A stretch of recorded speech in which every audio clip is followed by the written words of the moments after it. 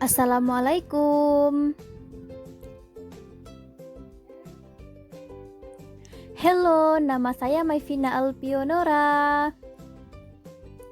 Kali ini kita akan mempelajari materi penyajian data. Inilah kompetensi dasar pada materi kali ini. Inilah indikator yang akan kita capai pada materi kali ini.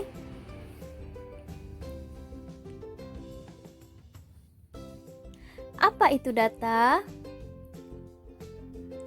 Data berasal dari bahasa Inggris yang artinya bersifat majemuk. Data adalah kumpulan dari datum. Datum adalah keterangan atau informasi yang diperoleh dari suatu objek, kejadian atau narasumber. Penyajian data. Penyajian data berupa tabel, yaitu tabel baris kolom, tabel kontingensi, tabel distribusi frekuensi. Penyajian berupa diagram, yaitu diagram batang, diagram garis, dan diagram lingkaran. Tabel baris kolom.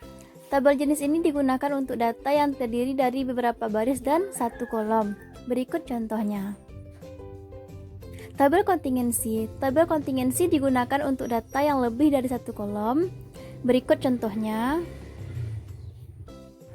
Tabel distribusi frekuensi.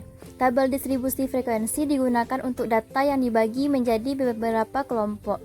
Berikut adalah contoh tabel distribusi frekuensi. Diagram batang. Biasanya digunakan untuk menggambarkan perkembangan nilai suatu objek dalam kurun waktu tertentu. Diagram garis. Biasanya digunakan untuk menyajikan data yang berkesinambungan atau kontinu. Selanjutnya yaitu diagram lingkaran. Adalah penyajian data dengan menggunakan gambar yang berbentuk lingkaran. Bagian-bagian dari daerah lingkaran menunjukkan bagian-bagian derajat atau persen dari keseluruhannya. Selanjutnya kita masuk ke contoh soal penyajian data. Selanjutnya kita masuk ke contoh penyajian data dalam bentuk diagram batang. Diketahui data ukuran sepatu siswa kelas 7 salah satu SMP negeri di Malang adalah sebagai berikut. Buatlah diagram batang dari data tersebut. Nah, dari hasil pengamatan tabel tersebut ternyata jumlah siswa ada 30 orang. Nomor sepatu yang paling besar adalah 43. Sedangkan nomor sepatu yang paling kecil adalah 34.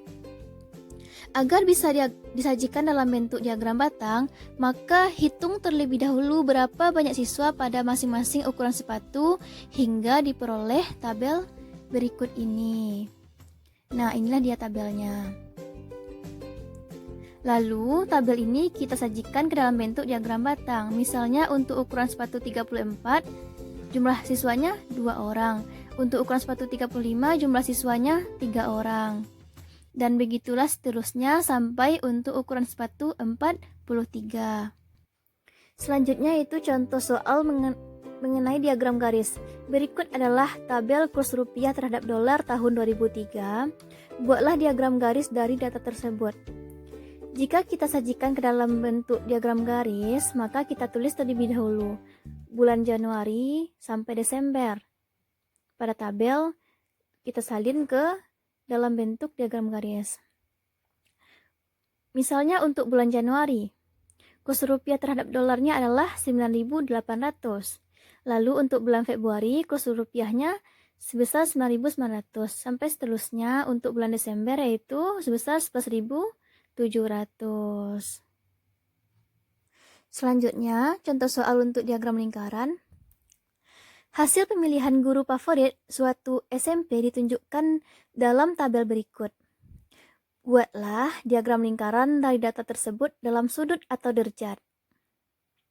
Nah, sebelum kita membuat diagram lingkaran dalam bentuk sudut ini, maka terlebih dahulu kita hitung besar sudut pada masing-masing bagian. Menggunakan rumus frekuensi per jumlah siswa dikali 360 derajat. Misalnya untuk gurunya Pak Togar yaitu 7 frekuensinya. Yaitu 7 per 180 karena jumlah siswanya tadi 180 dikali 360 sama dengan 14 derajat. Dan begitulah seterusnya sehingga hasil semuanya itu 360 derajat. Oke, selanjutnya kita sajikan data ini ke dalam bentuk diagram lingkaran. Nah, kita rincikan satu persatu berdasarkan besar sudutnya. Oke, next. Nah, selanjutnya yaitu contoh untuk diagram lingkaran. Yang kedua, dari hasil penelitian mengenai pelajaran matematika dengan sampai 50 siswa di SMP Negeri 24 Prabu Mulih diperoleh data sebagai berikut. Buatlah diagram lingkaran dari data tersebut dalam persen. Nah, sebelum membuat diagram lingkaran dalam bentuk persen ini, maka lebih dahulu hitung besar persen masing-masing bagiannya. Menggunakan rumus frekuensi per jumlah siswa dikali 100%. Misalnya untuk penilaian sangat suka, frekuensinya yaitu 12. Jadi, 12 per 50 karena jumlah siswanya 50 dikali 100% sama dengan 24%. Dan begitulah seterusnya sampai hasilnya 100%. Lalu, presentasi ini kita rincikan ke dalam bentuk diagram lingkaran. Lalu beginilah hasilnya. Kita masuk ke contoh soal. Yang pertama, perhatikan diagram lingkaran berikut. Dalam suatu polling terhadap 1000 pemirsa tentang acara yang paling disukai pada salah satu stasiun televisi, acara apakah yang paling banyak diminati pemirsa? Berapa banyak pemirsa yang meminatinya? Berdasarkan diagram lingkaran ini, dapat kita ketahui bahwa acara stasiun televisi yang paling banyak disukai yaitu sinetron, dengan presentasi sebanyak 25%. Sedangkan untuk banyak pemirsa yang meminatinya adalah 25/100 dikali 1000 orang pemirsa sama dengan 250 pemirsa. Yang kedua, perhatikan diagram batang berikut. Diagram tersebut adalah data penjualan beras di toko sembako pada 5 hari minggu pertama bulan Agustus. Tentukan selisih banyak beras yang terjual pada hari Senin dan Kamis.